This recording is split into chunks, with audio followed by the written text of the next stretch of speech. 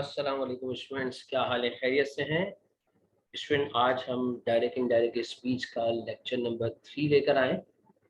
इससे पहले मैंने लेक्चर नंबर 1 और 2 अपने यूट्यूब चैनल पर अपलोड किए हैं। लेक्चर नंबर 1 में डायरेक्ट इनडायरेक्ट स्पीच क्या होते हैं, उसके रूल्स को डिस्कस किया है, और लेक्चर नंबर 2 के अंदर 2 टाइप ऑफ सेंटेंसेस को हमने डिस्कस किया था, जिसके अंदर पॉजिटिव और इंट्रोगेटिव सेंटेंसेस मौजूद थे। आज का जो लेक्चर है स्टूडेंट, वो हम इम्पेरेटिव सेंटेंस के ऊपर और एक्सक्लेमेटरी सेंटेंसेस के ऊपर लेकर आए। सबसे पहले स्टार्ट करते हैं इम्पेरेटिव सेंटेंसेस को। इम्पेरेटिव सेंटेंसेस बेसिकली उस टाइप के सेंटेंसेस होते हैं जिसके अंदर खास किस्म की अटेंशन रिक्वायर्ड होती है, जिसमें कोई ऑर्डर होता है, कोई एडवाइस होती है, कोई सजेशन होती है, जो इंतहाई इंपॉर्टेंट, क्रूशल या अटेंटिव बात होती है। अब हम इसको जब चेंज करते हैं, तो जैसे कि हमने लेक्चर नंबर 2 के अंदर देखा था कि हम जब किसी भी सेंटेंस को चेंज करते हैं तो सबसे पहले हम उसकी रिपोर्टिंग वर्ब में जो चेंजेस करते हैं वो क्या क्या है। तो सबसे पहला जो चेंज हम ऑब्वियस है वो रिपोर्टिंग वर्ब को करते हैं, जैसे कि हमने लेक्चर नंबर 2 के अंदर भी 2 डिफरेंट टाइप ऑफ सेंटेंसेस के अंदर देखा था। इंपैरेटिव सेंटेंसेस के अंदर जब हम इसको चेंज करने जाते हैं, तो रिपोर्टिंग वर्ब अगर से या से टू लिखा होता है तो वो बहुत मुख्तलिफ वर्ड्स में जा सकता है, डिपेंड अपॉन रिपोर्टेड स्पीच में लिखा हुआ जो सेंटेंस है उस पे। जैसे कि हमने लेक्चर नंबर 2 के अंदर भी देखा था कि कोटेशन मार्क के अंदर जो रिपोर्टेड स्पीच कहलाती है, उसमें लिखे हुए सेंटेंस का मूड हमें बताता है कि हमने रिपोर्टिंग वर्ब की जगह कौन सा वर्ड यूज करना है। तो इसलिए चूंकि ये इंपैरेटिव सेंटेंस हैं, तो यहाँ कोई एडवाइस हो सकती है कोटेशन मार्क के अंदर। अगर एडवाइस होगी तो हम एडवाइस का वर्ड लेकर आएंगे, रिक्वेस्ट होगी तो हम रिक्वेस्ट का वर्ड लेकर आएंगे, ऑर्डर या कोई कमांड होगी तो हम उसका वर्ड लेकर आएंगे। इसी तरीके से अगर कोई सजेशन होगी तो हम सजेस्ट का वर्ड लेकर आएंगे।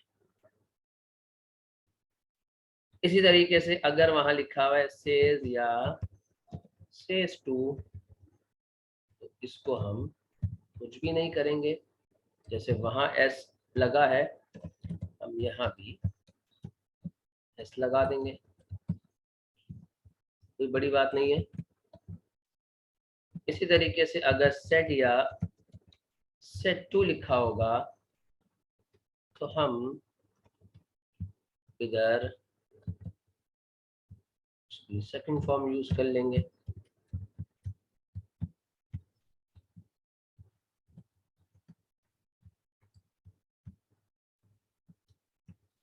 और भी बहुत सारे वर्ड्स आ सकते हैं, ये तो मैंने मोस्ट पॉसिबल वर्ड्स लिखे हैं। गाइड भी आ सकता है, अगर कहीं किसी सेंटेंस में आपको लग रहा हो कोटेशन मार्क में लिखे हुए सेंटेंस को कि यहाँ तो भाई गाइड किया जा रहा है, तो आप गाइड का वर्ड भी यूज कर सकते हैं। कमांड लगता है तो कमांड का वर्ड भी यूज कर सकते हैं।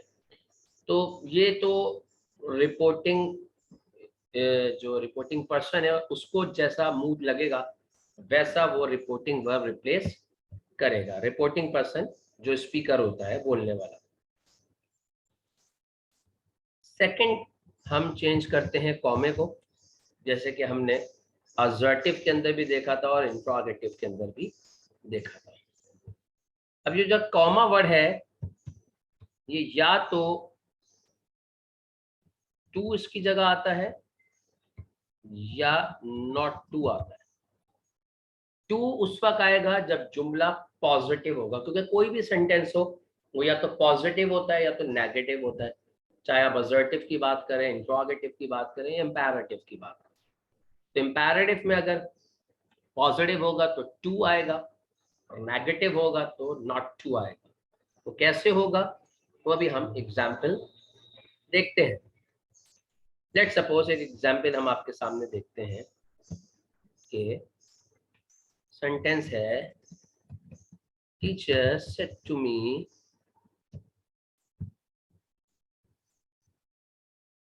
रीड केयरफुली, रीड अगेन, इसको दोबारा पढ़ें। तो आपको समझ में आ रहा है कोटेशन मार्क में लिखा हुआ सेंटेंस रीड इट अगेन, इसको दोबारा पढ़ें। यकीनन ये टीचर का ऑर्डर है मुझे, तो मैं क्या लिखूंगा, सेट टू की जगह पे ऑर्डर, टीचर ऑर्डर्ड मी, टीचर ऑर्डर्ड मी, टीचर ने मुझे हुक्म दिया। अब चूंकि ये जो जुमला है रीड इट अगेन, ये पॉजिटिव है, नेगेटिव नहीं है, तो इसलिए कॉमे की जगह आया टू। इंपैरेटिव सेंटेंसेस जो कि वर्ब से स्टार्ट होते हैं, रीड जो है वर्ब की फर्स्ट फॉर्म है, तो यहां आप वो वाला रूल इंप्लीमेंट मत कीजिएगा, क्योंकि वो टेंस ऑफ रिपोर्टेड स्पीच था ना, कि जहां आपने वर्ब की फर्स्ट फॉर्म को सेकंड फॉर्म कर दिया था, मींस प्रेजेंट को पास्ट कर दिया था।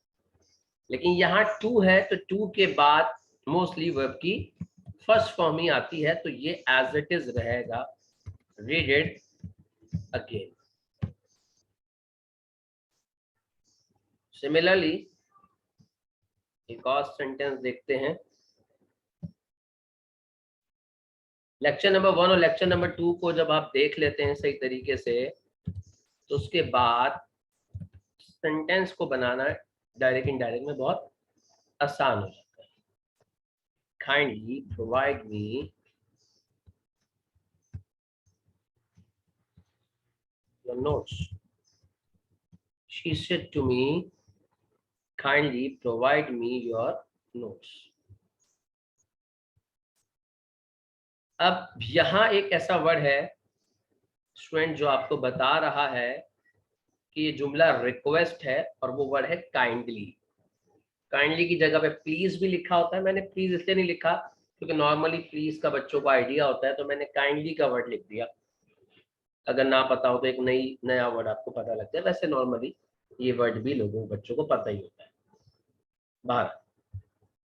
तो अब इस सेंटेंस को देख के आपको लग रहा है कि ये एक रिक्वेस्ट है, जो शी, जो लड़की है, जो भी है थर्ड पर्सन, वो मुझसे रिक्वेस्ट कर रही है। तो बड़ा सिंपल है, मैं सेट टू की जगह पे लेके आऊंगा, शी रिक्वेस्टेड मी। अब चूंकि जुमला पॉजिटिव है, प्रोवाइड मी योर नोट्स, तो ये गिव मी योर नोट्स भी कह सकते हैं, मैंने प्रोवाइड का वर्ड यूज किया, फॉर्मल वर्ड है, तो कॉमे की जगह यहाँ टू आएगा। अब स्टूडेंट जरा गौर करें कि चूंकि हमने रिक्वेस्टेड लिख दिया है, जो कि रिक्वेस्ट को जाहिर कर रहा है, और ये वर्ड हमने काइंडली की वजह से लिखा है, तो रिक्वेस्टेड लिखने के बाद काइंडली वर्ड को लिखना जो है वो इलॉजिकल है, गैर जरूरी है। तो इसलिए काइंडली वर्ड तो अब इस्तेमाल नहीं करेंगे, क्योंकि हमने रिक्वेस्टेड का वर्ड यूज कर दिया। काइंडली को इग्नोर करके आगे चलते हैं, तो प्रोवाइड वर्ब की first form as it is, me, provide me. अब ये स्पीकर के लिए, अब मैंने आपको बताया था आई और वी फर्स्ट पर्सन होते हैं, आई और वी फर्स्ट पर्सन होते हैं, और फर्स्ट पर्सन सब्जेक्ट के लिहाज से चेंज होते हैं, सॉरी सब्जेक्ट बोल गया गलत, फर्स्ट पर्सन जो है स्पीकर के लिहाज से चेंज होते हैं, सब्जेक्ट नहीं बोलेंगे से, ये सब्जेक्ट नहीं है। फर्स्ट पर्सन सब्जेक्ट के लिहाज, सॉरी स्पीकर के लिहाज से चेंज होते हैं, तो स्पीकर है यहाँ शी। लेकिन फर्क क्या है कि ये मी ऑब्जेक्टिव केस है आई का, जबकि शी जो है सब्जेक्टिव केस है। अब हमने ऑब्जेक्टिव की जगह लेकर आना है, क्योंकि मी को हटाएंगे तो मी ऑब्जेक्टिव है, तो हमें यहाँ ऑब्जेक्टिव ही लेके आना है, लेकिन शी तो सब्जेक्टिव है, तो हम शी का ऑब्जेक्टिव बनाएंगे, वो होता है हर। ये लेक्चर नंबर 2 के अंदर इसको मैंने किस तरह चेंज किया बाकायदा समझाया है। अगेन आते हैं, एक और पर्सन आ गया योर। अब ये जो योर है ये स्पोकन टू के लिए है, जिससे बोला जा रहा है, यकीनन मुझसे बोला जा रहा है, सही है। लेकिन फर्क क्या है कि जो मी है स्पोकन टू, ये ऑब्जेक्टिव केस है, जबकि मुझे यहां रिप्लेस करना है पॉजिटिव एडजेक्टिव, ये इसका पॉजिटिव एडजेक्टिव है। तो मी का जो पॉजिटिव एडजेक्टिव है वो है माय। जैसे यू का योर है वैसे ही मी का माय है, तो यहां आ जाएगा प्रोवाइड हर माय नोट्स। बहुत आसान हो गया। इसी तरीके से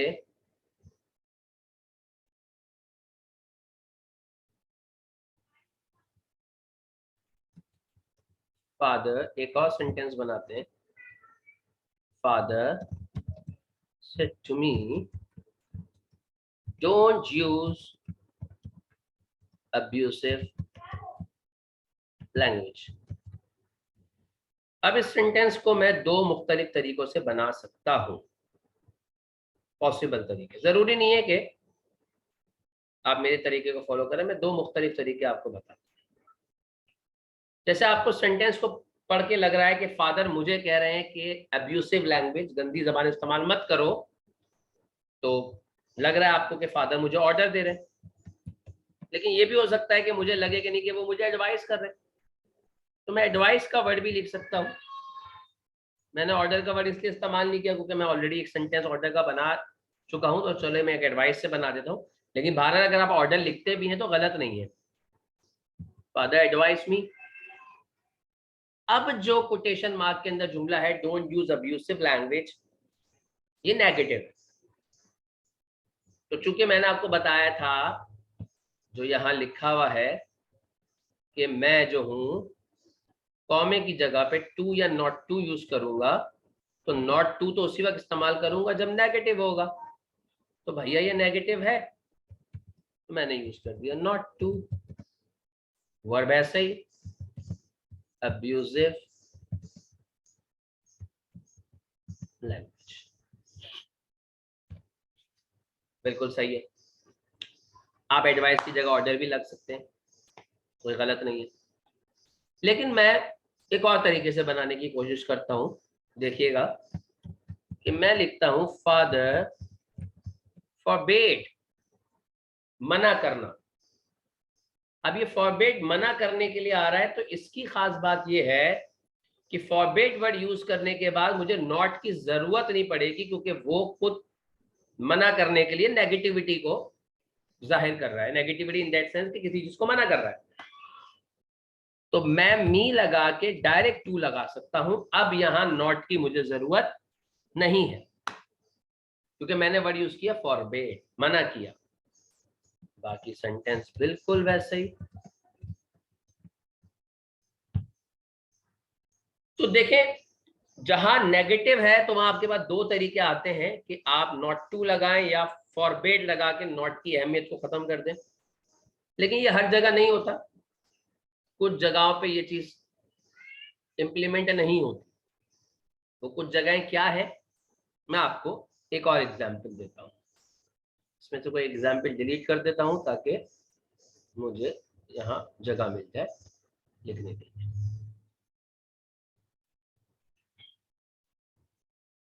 He said to principal school के जो, प्लीज डोंट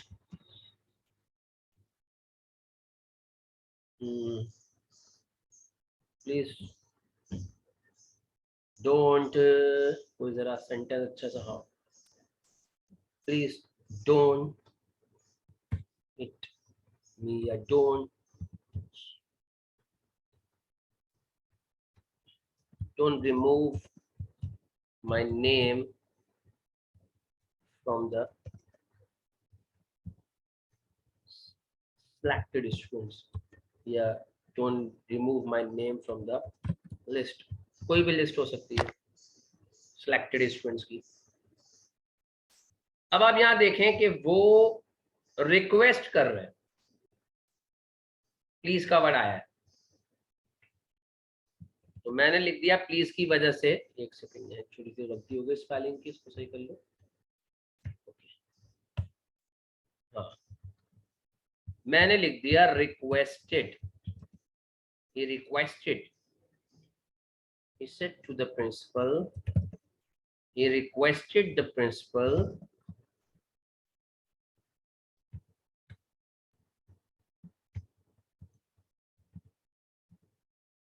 अब यहाँ प्लीज आ रहा है, जिसके लिए मैंने रिक्वेस्टेड का वर्ड यूज किया है, सही है। और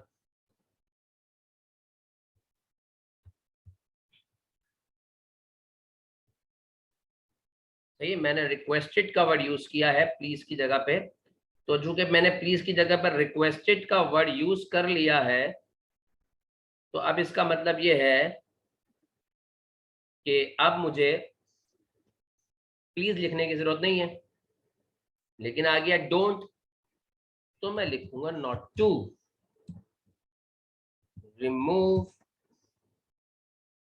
his name from the list.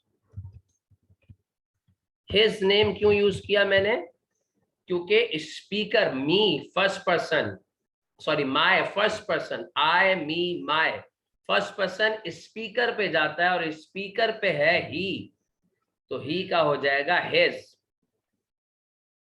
अब मेरा जो इस जुमले को बनाने का मतलब ये था कि क्या मैं यहाँ फॉरबिड यूज कर सकता हूँ, जैसे मैंने किया, कर सकता हूँ, मैंने लगाया ही फॉरबिड द प्रिंसिपल, तो भाई फिर रिक्वेस्टेड का क्या करूंगा, क्योंकि प्लीज का वर्ड आ रहा है, तो इट्स बेटर कि आप फॉरबिड की प्रैक्टिस में ना जाए, क्योंकि यहां आप फॉरबिड लगाते हैं तो आपको रिक्वेस्ट हटाना पड़ेगा, और रिक्वेस्ट जरूरी है बिकॉज वहां प्लीज का वर्ड है,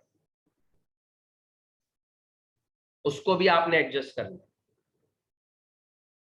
तो स्टूडेंट ये था इंपैरेटिव सेंटेंसेस। तो लास्ट वाले सेंटेंस में ये बात याद रखिएगा कि फॉरबिड अगर आप लगाते हैं तो नॉट तो रिमूव होगा, लेकिन प्लीज की जगह पे कोई वर्ड नहीं आ पाएगा जो जरूरी है, क्योंकि जुमले में रिक्वेस्ट है, तो प्लीज के लिए रिक्वेस्टेड का आना बहुत जरूरी है।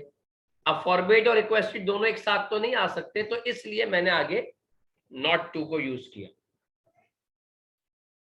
तो स्टूडेंट ये था इंपैरेटिव सेंटेंसेस, जो कि अक्सर सेकेंड ईयर के एग्जामिनेशन में इससे रिलेटेड एक सेंटेंस जरूर होता है, 9 मैट्रिक में भी मौजूद होता है।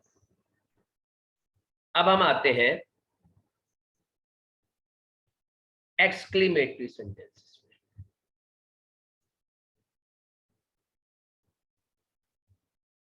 देखें, exclamatory sentences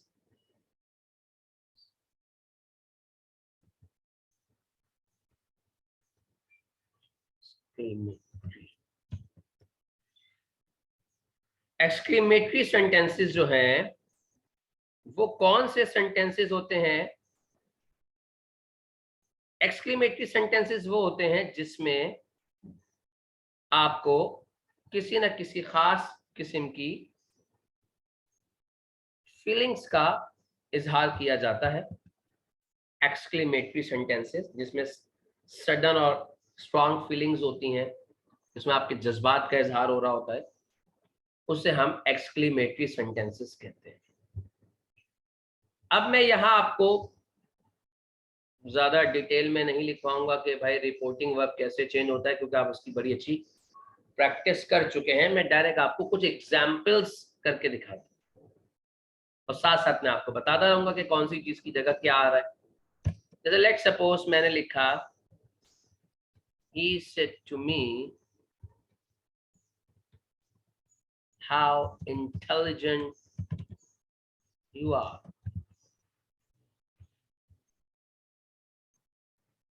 he said to me, उसने मुझसे कहा कि तुम कितने intelligent, how intelligent you are।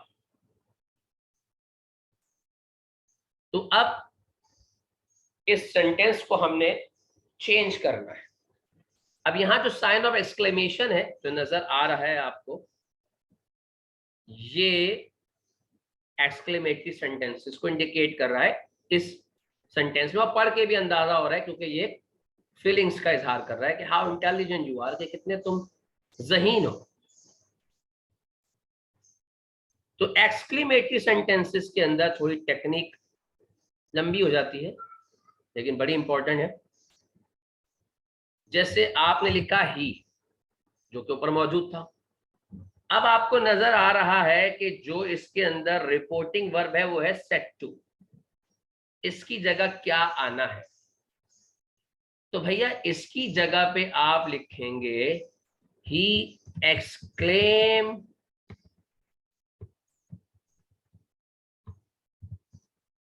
he exclaimed with, he exclaimed with। अब with के बाद स्टूडेंट आपने एडजेक्टिव यूज करना है जो इस सेंटेंस के मुताबिक है। सेंटेंस कौन सा? जो कोटेशन मार्क के अंदर है। तो नॉर्मली जो फीलिंग्स होती हैं वो खुशी की होती है, जिसके लिए हम जॉय, हैप्पीनेस का वर्ड यूज करते हैं। गम की होती है तो सॉरो या ग्रीफ, हैरानगी होती है तो वंडर और सरप्राइज का वर्ड यूज करते हैं। और भी बहुत सारे वर्ड हैं, जो मोस्ट कॉमन वर्ड है मैंने लिखे आपके सामने। अब चूंकि आपको नजर आ रहा है सेंटेंस में कि उसने लिखा है he exclaimed, he said to me how intelligent you are, कितने इंटेलिजेंट हो, तो यकीन उसने हैरानगी से बोला विद वंडर। अब ये जो आपने एक्सक्लेम विद वंडर लिखा है, स्टूडेंट गौर करें आप, इसने किया क्या है? भैया इसने जो किया है वो ये किया है कि ये जो आपका सेट टू था उसको एक्सक्लेम विद के साथ एडजस्ट कर दिया, और ये जो हाउ था उसकी जगह पे वंडर यूज कर। तो वंडर यूज करने की वजह से हाउ की इंपॉर्टेंस तो हो गई बिल्कुल खत्म, लेकिन ये मी अभी भी बाकी है क्योंकि ये एक्सक्लेम विद सेट टू की जगह पे आया है, मी की जगह पे नहीं आया। अभी ये मी मौजूद है, सही है। हाउ खत्म हो गया किससे? वंडर से। अब ये मी के लिए हमने एक यहां एक्स्ट्रा वर्ड लिखने पड़ेंगे, by saying to me. By saying to मैंने ऐड किया, उसके बाद चूंकि ऊपर मी लिखा हुआ था तो मैंने मी एज इट इज लिख दिया।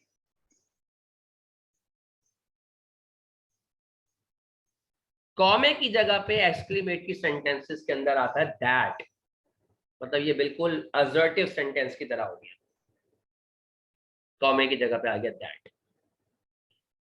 कोटेशन मार्क हट गए क्योंकि जब हम रिपोर्टेड स्पीच को चेंज करते हैं तो कोटेशन मार्क हटते हैं। हाउ रिमूव हो गया क्योंकि उसकी जगह वंडर आ गया। अब सेंटेंस बचा इंटेलिजेंट यू आर, इसको हम जरा, जैसे हमने इंट्रोगेटिव के अंदर किया था, इसको जरा हम प्रॉपर ऑर्डर में कर लें तो बनेगा यू आर इंटेलिजेंट।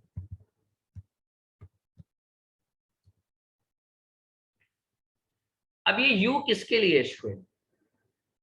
भाई यू बेसिकली सेकंड पर्सन है। सेकंड पर्सन स्पोकन टू के लिए यूज किया जाता है। स्पोकन टू जिससे बात बोली जा रही है, भाई मुझसे बोली जा रही है, मी। लेकिन मी तो ऑब्जेक्टिव केस है और यू सब्जेक्टिव है। यू ऑब्जेक्टिव भी होता है। बच्चे पूछते सर आपको कैसे पता लगा? तो मैंने लेक्चर नंबर 2 के अंदर बताया था कि वर्ब से पहले जो यू होता है वो सब्जेक्ट होता है, और वर्ब के बाद जो अगर यू लिखा होता है तो वो ऑब्जेक्टिव होता है। यहाँ तो वर्ब से पहले लिखा है, सब्जेक्टिव केस है। मी ऑब्जेक्टिव है, सही है। ये जो मी है ये ऑब्जेक्टिव है।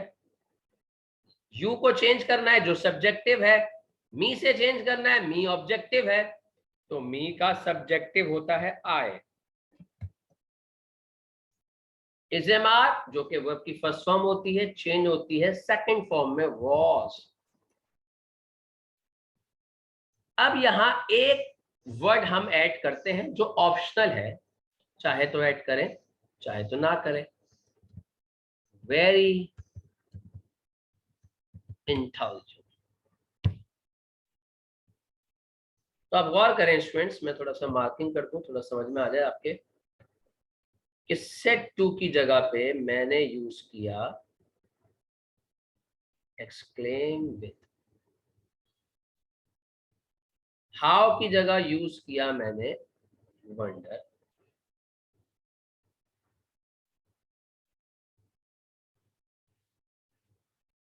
बाय सेइंग टू एडिशनल आया किसको एडजस्ट करने के लिए, मी को एडजस्ट करने के लिए, इस मी को एडजस्ट, ताकि कॉमे की जगह पे दैट, और फिर हमने जुमले को जैसे किया वो आपके सामने है। एक और कर लेते हैं,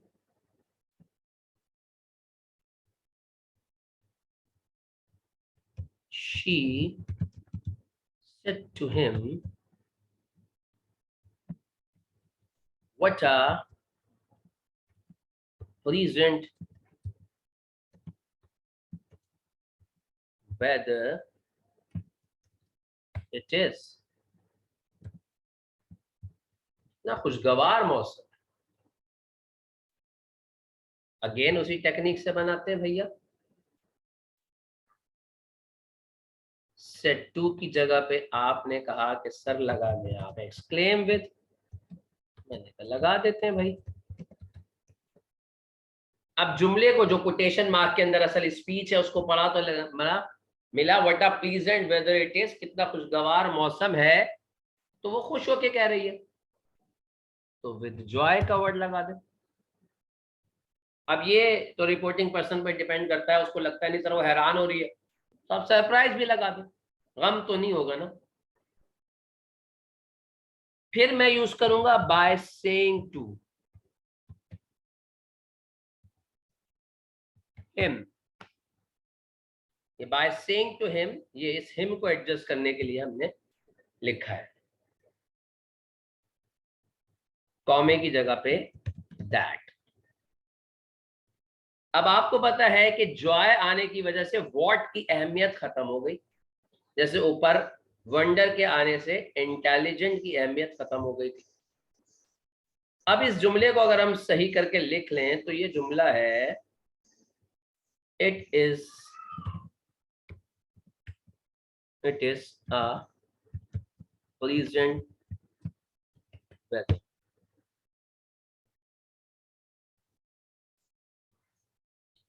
अब ये जो इट है ये ना तो स्पीकर के लिए है क्योंकि स्पीकर है शी, और वैसे भी थर्ड पर्सन है, थर्ड पर्सन स्पोकन ऑफ होते हैं, सही है। ये ना स्पीकर के लिए है ना स्पोकन टू के लिए है, तो ये एज इट इज रहेंगे, चेंज नहीं होगा।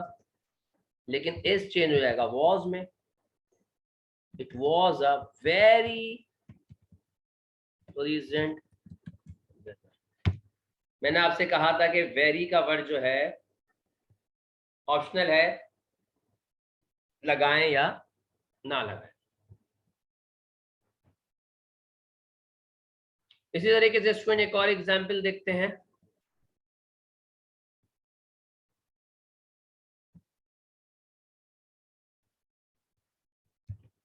द मिलर वाइफ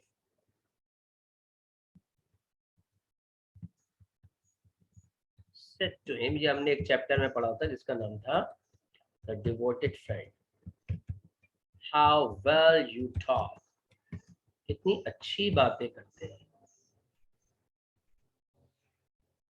अगेन इसको हम इसी फॉर्मूले से बनाते हैं जो ऊपर है, the millers wife exclaimed with surprise by saying to him that। अब आप देखें सेट टू की जगह एक्सक्लेम विद आ गया, हाउ की जगह पे मैंने सरप्राइज का वर्ड यूज किया, हिम को जोड़ने के लिए बाय सेइंग टू का इजाफा किया, कॉमे की जगह पे मैंने दैट लगाया। हाउ भी खत्म हो गया, किससे? सरप्राइज से। अब जुमला रह गया you talk well, you talk well. How तो खत्म हो गया ना, हाउ की जगह पे सरप्राइज आ गया। अब ये यू किसके लिए है भाई? यू तो हम बड़ा आसान तरीके से फाइंड आउट कर लेते हैं कि यू जो है सेकंड पर्सन है जो स्पोकन टू के लिए होता है, तो स्पोकन टू पे तो मिलर है, क्योंकि मिलर की वाइफ उन्हीं से कह रही है, तो मिलर तो लड़का है, तो उसके लिए मैंने यूज कर लिया ही, क्योंकि मिलर की वाइफ मिलर से कह रही है ना कि आप कितनी अच्छी बातें करो। तो यू सेकंड पर्सन है, वो स्पोकन टू पे गया, तो स्पोकन टू पे जिससे बोला जा रहा है वो मिलर है, तो मिलर लड़का है, उसके लिए मैंने ही यूज किया। टॉक वर्ब की फर्स्ट फॉर्म है, जिसे हम प्रेजेंट फॉर्म कहते हैं, वो चेंज हो जाएगी सेकंड फॉर्म टॉट, क्योंकि वर्ब की first form change into second form. Very का इजाफा किया और आगे सेंटेंस में टॉक वेरी वेल।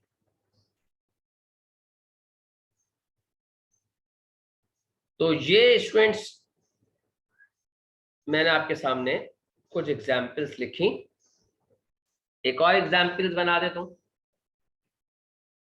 एक और अच्छी सी एग्जाम्पल दे देता हूँ आपको।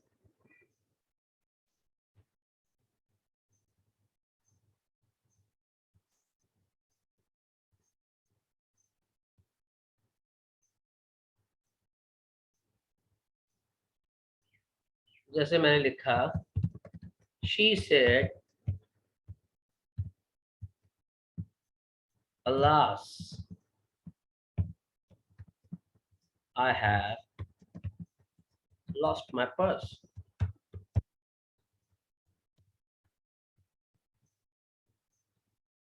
अब ये भी एक फीलिंग है, अल्लास जो कि गम को रिप्रेजेंट करता है, हुर्रा होता तो खुशी को रिप्रेजेंट करता, लेकिन पर्स खोने की उसमें तो कोई खुश नहीं होता। शी एक्सक्लेम विद ग्रीफ या सोरो, विद पेन भी कह सकते हैं आप, सोरो ग्रीफ, अलास गम को रिप्रेजेंट कर रहे हैं। अब मैं चाहूं तो बाय सेइंग लगाऊं, चाहूं तो ना लगाऊं, क्योंकि सेट के बाद स्पोकन टू का जिक्र ही नहीं है।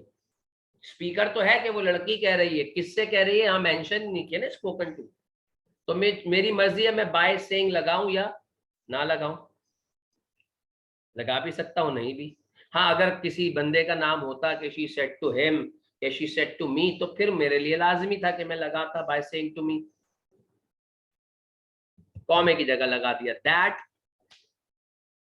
अलास की जगह पे ग्रीफ का वर्ड आ चुका है, गम, तो भी अलास की अहमियत हो गई जीरो। अब जुमला बचा I have lost my purse. I first person, first person speaker, second person spoken to पे जाता है, फर्स्ट पर्सन स्पीकर पे जाता है, बार बार बता रहा हूं। तो फर्स्ट पर्सन स्पीकर पे जा रहा है, तो स्पीकर पे लड़की खुद है, वही तो कह रही है कि मेरा पर्स खो गया, तो मैं शी लगा देता हूं भाई, लड़का होता तो ही लगा देता। हैज और हैव वर्ब की फर्स्ट फॉर्म है, इसकी सेकंड फॉर्म है हैड, तो हमने याद किया है वर्ब की first form change into second form. अब लॉस्ट को तो मैं नहीं छेड़ूंगा। अब आई फर्स्ट पर्सन है तो माय भी तो फर्स्ट पर्सन है, बस फर्क ये है कि आई सब्जेक्टिव केस है, माय पॉजिटिव एडजेक्टिव है। तो जब मैंने आई की जगह पे शी रिप्लेस किया है, तो शी का पॉजिटिव एडजेक्टिव होता है हर, हर पर्स। अब अगर यहां ही होता तो मैं हिज पर्स करता, क्योंकि मैं शी की जगह ही लिखता। तो शी चूंकि फीमेल है तो उनके लिए हर उनका पॉजिटिव एडजेक्टिव है, जैसे आई का माई होता है तो शी का हर होता है, ही का हिम हिज होता है। तो इसमें यहां हमने दो टाइप ऑफ सेंटेंसेस को डिस्कस किया, जिसके अंदर इंपैरेटिव और एक्सक्लेमेटरी थे। लेक्चर नंबर 3 था ये। इसके बाद लेक्चर नंबर 4 आएगा, जिसके अंदर मैं ऑप्टेटिव सेंटेंसेस को डिस्कस करूंगा और उसके साथ यूनिवर्सल ट्रुथ की स्टेटमेंट को भी डिस्कस कर लेंगे। तो आज के लेक्चर में यहीं तक, मिलते हैं इंशाल्लाह कल या अगले लेक्चर के साथ, लेक्चर नंबर 4।